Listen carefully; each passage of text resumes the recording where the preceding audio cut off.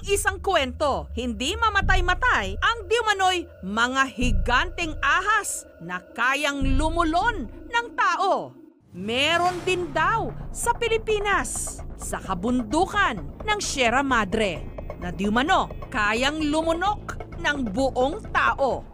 Ang dati bulong-bulungan lang, tila nagkaroon ng pruweba nung kumalat online ang litratong ito ng isang gahiganteng ahas na hawak-hawak ng mga katutubo. Sa litratong ito, makikitang 7 tao ang may hawak-hawak ng balat ng ahas. Ahas kasi ang jaw niya, yung dito, ay para siyang goma, hindi siya katulad nating matigas.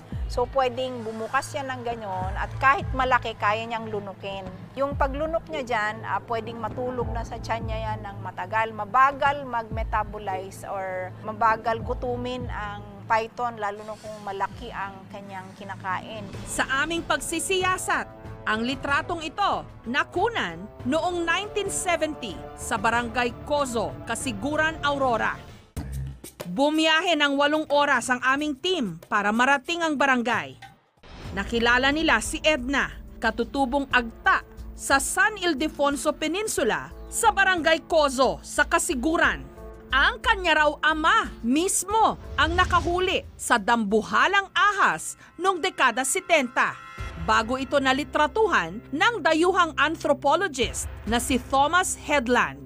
Kasama sa litrato kung saan hawak-hawak ng mga katutubo ang balat ng ahas, si Edna. Tansya niya, nasa 2 o 3 taong gulang daw siya nung nakunan ito. Mangangaso ang ama ni Edna, kaya natural na raw sa kanila na makakita ng ahas sa bundok. Tanda ko lang po riyan, dumating si tatay ko may mga ahas na dala. Biniak po nila yung balat, tapos pinaano nila ang ganyan. Kaya pagtayo ko, hindi ako masyadong nakikita. Dahil maliit pa lang ako noon. Taong 1962, nagpunta ng Pilipinas si Headland para pag-aralan ang buhay ng mga agta sa Central Luzon.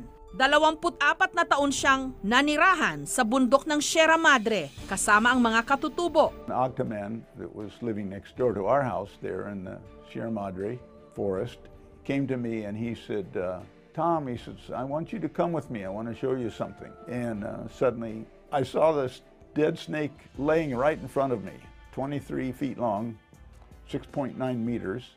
It was the strangest shock to me to see this. Ang nahuling ahas, isang reticulated python.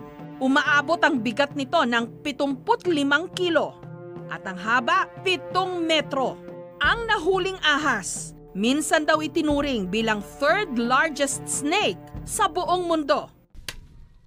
Kwento pa ni Edna, dahil daw sa panganib sa buhay at sa kanilang kabuhayan, lalo't kinakain ng mga higanteng sawa ang mga alaga nilang hayop, pati na ang mga kapwa nila katutubo, hinuli ang higanteng sawa, pinatay at iniluto. Mapatay siya ng ganitong ahas. Basta kada punta siya ng naghahunting siya, pinatay nila yan. Minsan nga, tinutuklaw nga si tatay ko yan, yung mga ahas na ganyan. Kaya lang, nakikita niya kagad.